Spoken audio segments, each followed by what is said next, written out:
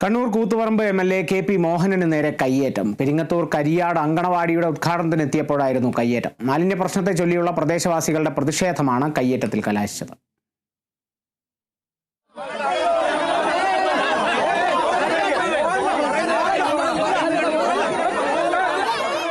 കണ്ണൂർ കരിയാട് പ്രവർത്തിക്കുന്ന ഡയാലിസിസ് സെന്ററിൽ നിന്ന് മാലിന്യം പുറത്തേക്ക് ഒഴുക്കുന്നതിനെതിരെ കഴിഞ്ഞ കുറേ നാളുകളായി നാട്ടുകാർ പ്രതിഷേധത്തിലാണ്.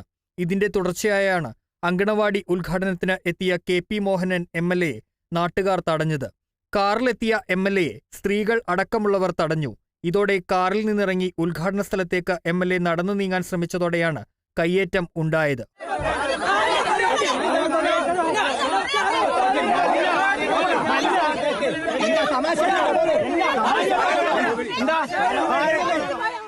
അതേസമയം നാട്ടുകാർക്കെതിരെ പരാതിക്കില്ലെന്ന് കെ.പി. മോഹനൻ എം.എൽ.എ. പറഞ്ഞു.